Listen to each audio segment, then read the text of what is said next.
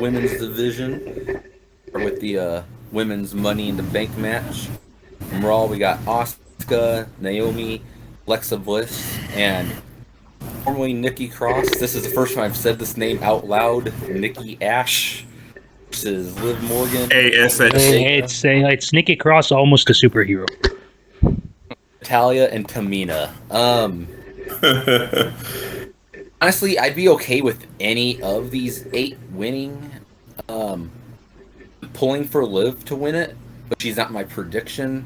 I'm actually going Zelina Vega winning it. Interesting. I feel as if this is actually the first time I've said this. I think I might have said it on the pod before. I can't remember if Mohammed and I had mentioned it when we were talking about UK or not, but Dewdrop and Eva Marie getting involved with Alexa and maybe Nikki helping her, which I think would take them out of the equation.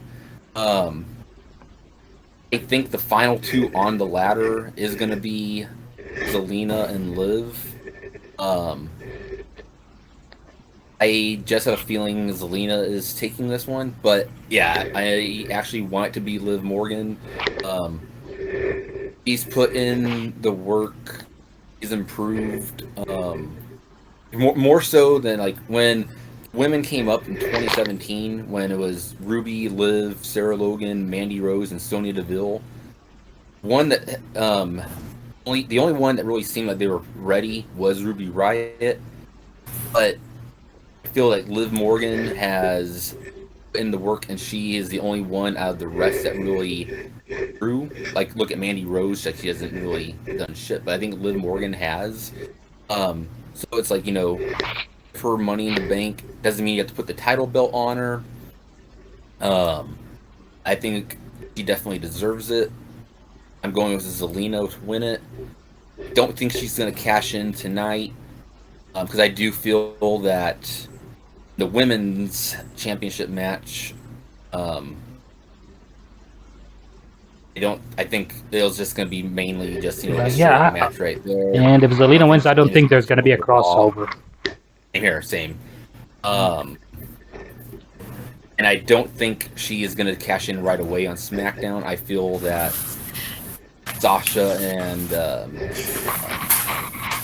Anka are going to start their program going into SummerSlam. Maybe after SummerSlam she might. Who knows? She is my guess as of this morning. Mohammed, who do you think is taking this one? I honestly cannot call it. I've had trouble, recently calling multi-person matches because I usually don't bother. So I'll just, put a name out of the top of my head. And one thing, anything can happen.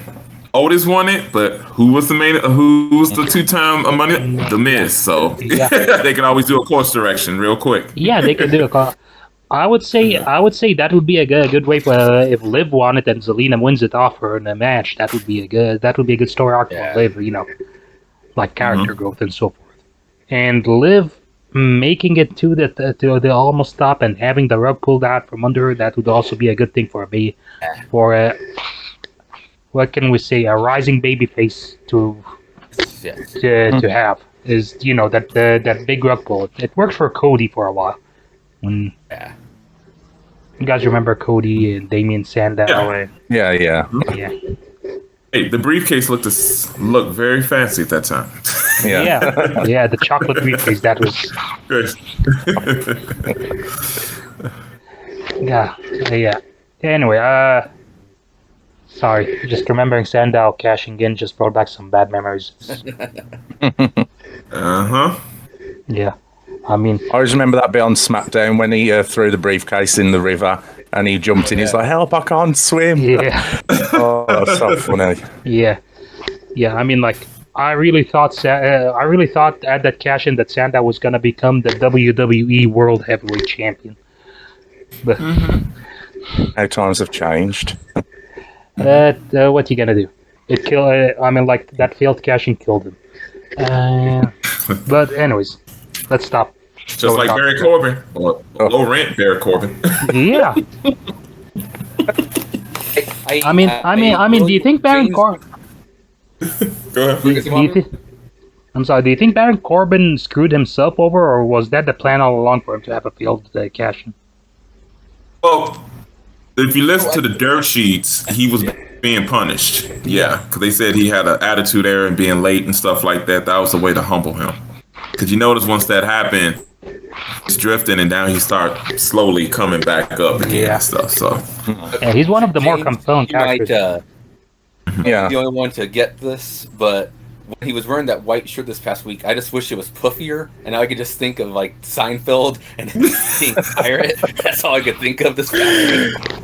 And this might be make me feel older. I was thinking like, man, Everlast lost some weight. I was thinking of Everlast video, just walking with the just need the guitar with him and stuff.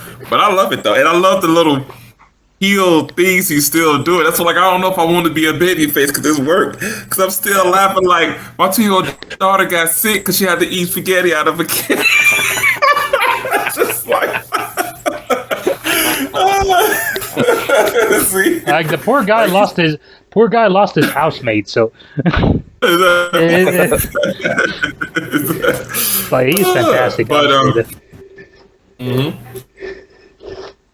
But so who's your okay, so I'm just gonna, by process of elimination, it's not gonna be Nick, it's not gonna be Alexa. It's because, once Nikki wins it, then she is a bona fide superhero, so she still needs to stay in that almost spot.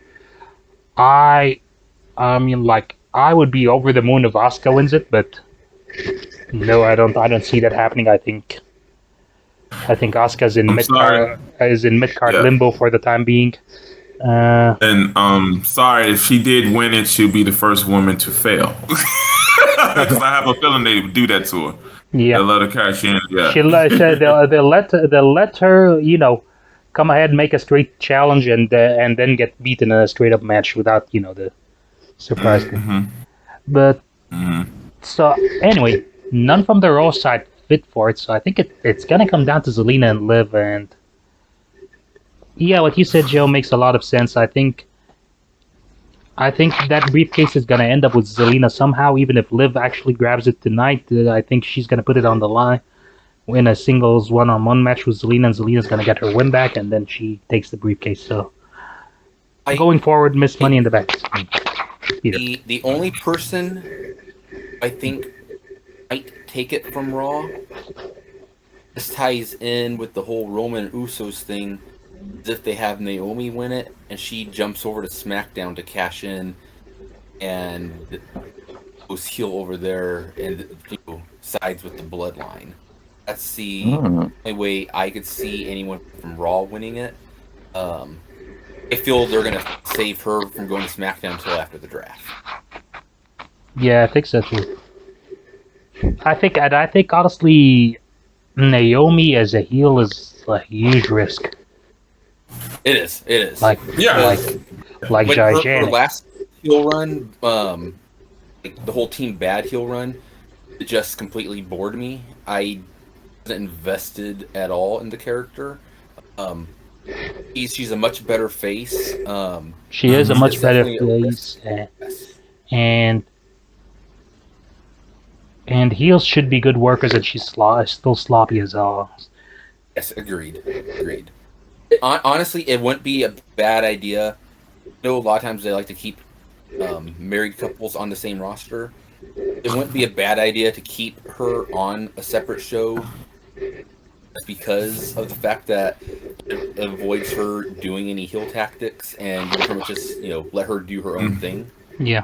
And that's why I was worried about Becky too, because I'm thinking, shouldn't Becky be on SmackDown? But she could at the draft. That's why I was wondering, like, what could they do with Becky because of Self? And I'm thinking, well, they got Naomi separate, so maybe Becky could be separate from Self for now.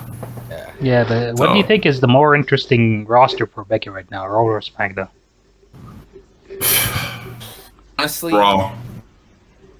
Raw. Here's the thing. I like the two horsewomen on two different brands, and I like if they move two of them, switch them. So Bailey's injured, of course, but if you have Sasha on one thing, you have to switch Charlotte and Becky. So at least you have them two people there, or at least one of each, or something like that. Because go ahead, yeah. I feel Becky's star. She has more names to go against. Yeah. On Raw, because space at SmackDown is short on women, especially heels. She goes to SmackDown. It's basically just gonna be her versus Carmella, or her versus Zelina. Or They're gonna do Sasha, or her versus Tony Storm. That could work. Ooh. Yeah. Good, but I don't know if they're gonna. I have a feeling Tony's gonna debut as a face. Yeah. I mean, I'd be fine either way, honestly. But She needs to work on the heel persona, as we all know. I mean, It was pretty bad. Yeah, but to be fair, she has improved it. But like, if you look at her, Oh yeah, it was improved. if Absolutely. you look at her with her last outing versus Zoe Stark versus when she first turned, it's night and day. Still a lot of work to be done, but she is going. Yeah. I'm still not invested in the character though on NXT as far as her being a heel. No. No, agree. Yeah, but she's gonna be on SmackDown. It's a fresh start. You know, whatever she did before does not matter. Yeah. Pete, who do you got in the women's? Say, like Mal said, it's tough with multi-team matches. Like, anything can happen. You know, Money in the Bank last year with Otis, nobody would have guessed him winning. Off the bat, I went with Nikki, but you made a really compelling point with Liv. Every week when Sonya's come out to announce a new competitor to add to the match, she's come out every single week to dispute it. And then the thing with Zelina coming back as well, and her and Liv was on SmackDown on the announce desk feuding. So I definitely think it's going to come down to those two. But personally, I'd like Liv to win it because, you know, like I say, she's putting a lot of work, and you know, you can see a progression in her, you know, in-ring ability and her mic skills. So I think she deserves it. I'd give it to her personally. And how about you, James? Here I go. I agree with all three of y'all. To me, the top three are, well, four is mostly, well, Alexa, Nikki, Zelina, or Liv. I can see Liv doing it, and they can build her by being Miss Money in the Bank, and that would be great for Liv. She kind of needs that. Nikki can do it as the baby face, and this be a long out draw and stuff like that, just to, because I'm only using people they usually they pushing right now. And I would say Lexi before the whole Eva Marie situation, but yeah, that's not gonna happen with Lexi. But if I had to go down to it, I will have to go with Lexi or Vega. Now I'm worried about Vega because she came back, she lost, and you haven't really seen much of her. But that can all change once you get the Money in the Bank, and they can, you know, not re-debut her, but show that she's a contender now. So, yeah, I go with either Vega or Liv to win the Money in the Bank there. But at the very bottom, my third place would probably be Nikki. I could see them just pushing that, you know, I'm the superhero Money in the Bank and stuff like that, and just have her there. She can just basically be, and when I say it, it's not exactly because she can go, but she can be the female Otis with the Money in the Bank, just moving around and stuff like that. So yeah, it's pretty telling that no one even considered Natalia or Tamina in this. To me, it's like we all sidelined them.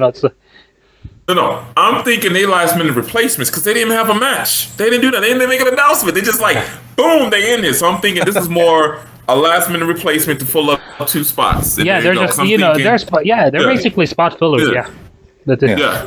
And the whole Bailey thing. Yeah, it would be cool with either one of them winning. I think both would deserve to win it. But yeah, I don't think there's. It's not the time. Possibility. It's not the time. Yeah. They're already trust busy me. with the tag titles anyway. So. Yeah, and like I would love Natalia to have it, but I'm just thinking just looking at it, you was feuding with the blondes, and you lost to Tegan and Sasha and Knots. I just hate that tag team name. I hate it because it sounds so weird. You lose to them, and now you Money in the Bank. I'm like, something's weird there. Like, so it's just one good thing about them being in this match, though. It eliminates the possibility of there being a tag team turmoil for the Women's Tag Team Championship, right, Pete? Yeah, absolutely. Well, And we don't want to go down that road again, do we? Half of them been released, so half of the one, two, half of the 1, 2, so 3, and that third one is Asuka and Naomi. No, I'm saying the actual teams they got left to do it. I already said Tegan and Sasha and Nox. They got 3 teams. That's basically it, yeah. And Asuka and Naomi isn't even like, a team. It's like a couple of acquaintances who've been teaming together going in. Exactly. But then they're like, they're a team, they're friends. Basically like Owen Hart and Ken Shamrock tag teaming back in the day. It's just 2 single stars who just happen to occasionally team up, and that's it. Yeah, see, so,